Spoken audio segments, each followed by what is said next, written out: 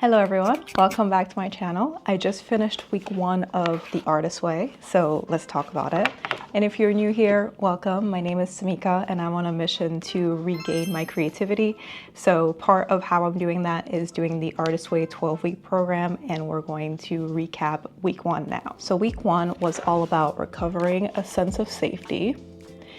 And I'm going to talk about this week in 3 parts. The first are the morning pages, second artist day, and the third are just general thoughts and activities from this first chapter of the book. Okay, so morning pages.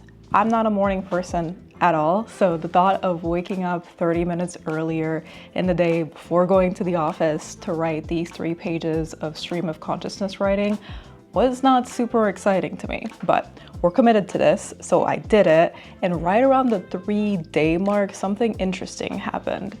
I started to feel more present. I could hear my thoughts better, and the inner critic that's usually super loud in my head wasn't as prevalent. And I was just really excited to actually do all of these creative things and give myself permission to be a creative person. And it's the first time in a while that I've felt that way. So right around that time, I was feeling really great about these morning pages and I was fully on board. And then around day 5 or 6, something else happened, which is self-doubt started to creep in, and I started asking questions like, am I doing this right? Am I writing too little or too much? Am I supposed to be writing about these things? Is this actually working? And the good thing about this book is that Julia does a really good job of talking you through the things that are going to happen throughout your journey. And she does say that this is normal and that you should just keep going. And I do plan on doing that. I just wished there was a little bit more science behind the morning pages so I could justify to myself and those little anxious thoughts in my head about the fact that I'm doing this right. But I'm just going to take a leap of faith when it comes to this, and I'm going to keep going and really continue just holding on to the fact that I am just being more present and being more aware of my thoughts, and that's a win in and of itself. So I will just continue getting that mental clutter out on the page right in the beginning of the morning, and I'll keep you posted on how things go as the weeks progress.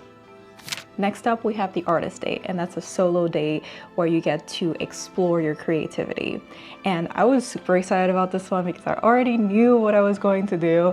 And for some reason, I still resisted going. I think it was the part of doing it by myself. I kind of tried to find an excuse to bring a friend or my fiance or someone along with me so I didn't have to go by myself. But after a little bit of procrastination, I reeled it back in and we ended up going to Michael's. And I'll put some clip of the trip so that you can see what it was like. It was just really fun to see the different ways that you could explore your creativity and your inner artist. It really felt like a kid in a candy store, and I know that Julia talks about how your inner artist is kind of like a child. Well, mine was super happy in this trip, like looking at the different colors, the textures, and I said that I wasn't going to buy anything, but it was just so fun walking around and seeing things that I did end up getting a few things, and one of those are actually a new journal for my morning pages, because the one that I have right now is almost done already. I've been writing a lot this week for those 3 pages, so I'm ready for when this one ends. It just felt like an escape, even though I was resisting going by myself.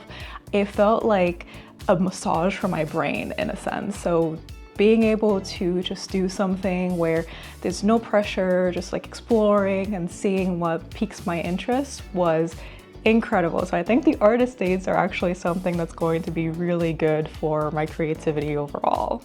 And lastly, there are a few activities that Julie has you do for week 1 of the Artist Way, and that includes imaginary lives where you'd have more fun than the life you currently have, talking about old enemies of your creative self-worth that might have hurt your creativity in the past, old champions that might have encouraged and complimented your creativity, and also doing affirmations for the week.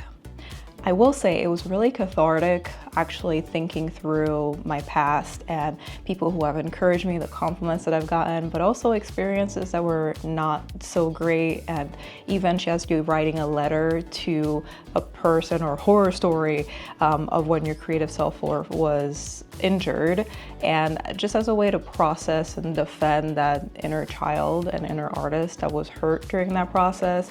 And it kind of felt like a relief. So those activities were really helpful.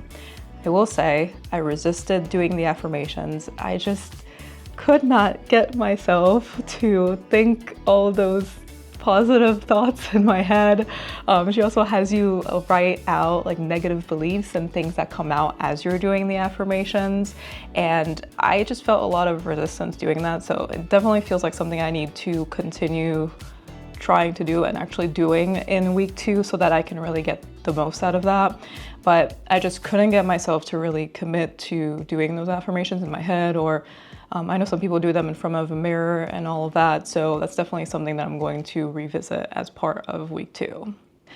Overall, for week 1, I think I definitely feel safer exploring my creativity. It feels like it's been a while since I've been able to be this creative and explore different things. And there's so many ideas that are popping up in my head. I'm feeling a little bit more like myself, and I'm feeling excited about the process.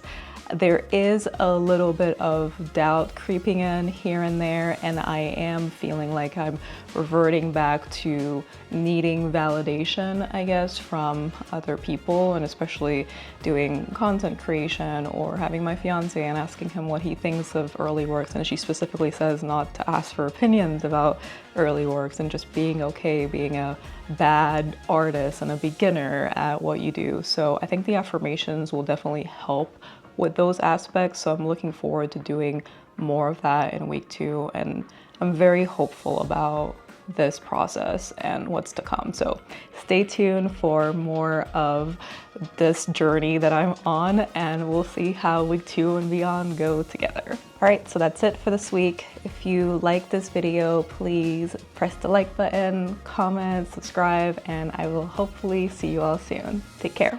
Bye.